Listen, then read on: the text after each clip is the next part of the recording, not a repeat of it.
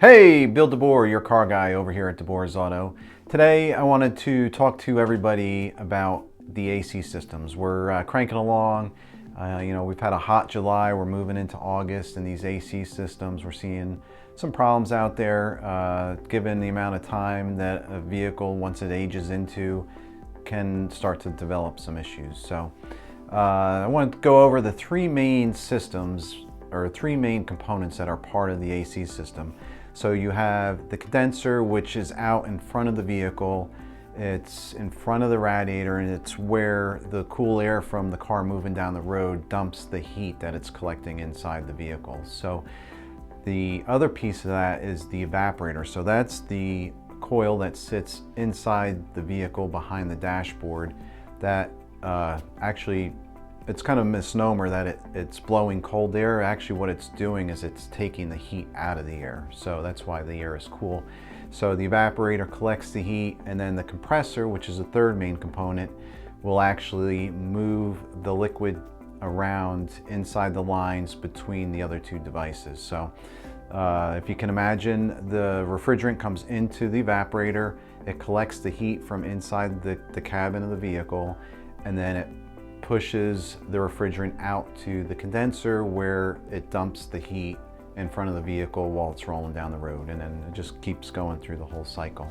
So with that, there's 7 common problems that we see on AC systems. So the number one biggest issue is that the vehicle is low on refrigerant. Everybody thinks that they just need to get a charge and they're up and running and everything's blowing cold. But if the system is operating properly, the refrigerant wouldn't have been low to begin with. So it's kind of like a tire. Once you fill it with air, it should hold air until it has a puncture in it. So typically, depending on the size of the leak, it could be a big one where we can see it right away, or it could be minuscule where, sometimes we have vehicles that we can charge in the spring and it'll last all summer long. So it's just a luck of the draw on what size the leak is. But that's the number one reason we see vehicles come in for air conditioning problems. Number two is that the compressor has failed. So the compressor is the device that moves the Freon around the system. It could fail for a number of different reasons. It's kind of like a little mini engine. There's pistons in there that could fail, they could seize. The electrical components that go to the compressor could fail, causing it not to engage. So that's another problem that we see.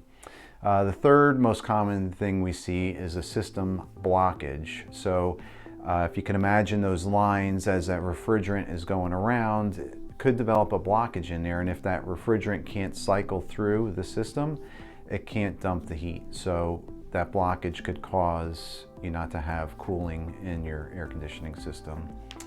Fourth thing that we see is that the blend doors fail. So inside the vehicle, as you turn that knob from hot to cold, you're gonna see doors inside there. You don't see them, but they're there, and they control the temperature distribution, whether you get heat or you get AC. And sometimes they're controlled by either a mechanical cable, or more commonly these days, they're servo driven, and those electrical components can fail, leaving it stuck in the hot position when you need it to be in the cold position.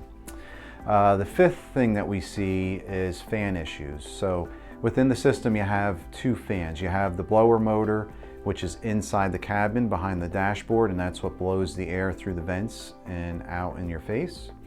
And then there's also a fan in front of the vehicle at the condenser, which helps pull that hot air off of the condenser and the radiator to cool it. So if either one of those fans should fail, you're going to have cooling issues as well.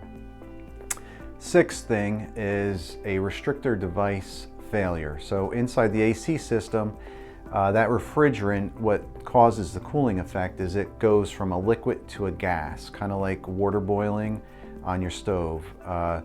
It goes from a liquid to a gas within the lines, and the way it's done and controlled is through a restrictor device. So it'll be an orifice tube, it could be an expansion valve, but there's a device that meters the fluid so it can change. And what happens is that can become plugged, or it could fail so that it's stuck in either the open or closed position and cause that non-cooling issue. And the last thing that we see, it's somewhat common, is the clogged evaporator tube. So if you ever run your car during the summer and you're sitting in a parking lot and you got out and you noticed the big puddle of water underneath, that's your evaporator. So that's the device that's inside the cabin, and as it does what it's doing, collecting the heat and passing it off through the system, it condensates water on the evaporator itself, and then it gets funneled into a tube that gets discharged underneath your vehicle. And around here, you know, you get mud, dirt, debris that gets up in there, and it clogs that tube. And then what happens is all that water builds up inside of the vehicle, and you can see it spilling onto your carpet. The other thing it does is it'll get into the blower motor like this one here, and it'll cause it to fail because this is actually sitting in a gallon of water instead of just sitting in emptiness, which it should be. So we just clean out the clog and let the water drain, and that's how we fix that stuff. So hope that helped everybody understand their AC system a little bit more. If you're looking for more information or you need help getting your AC system going, head on over to www.deborsauto.com.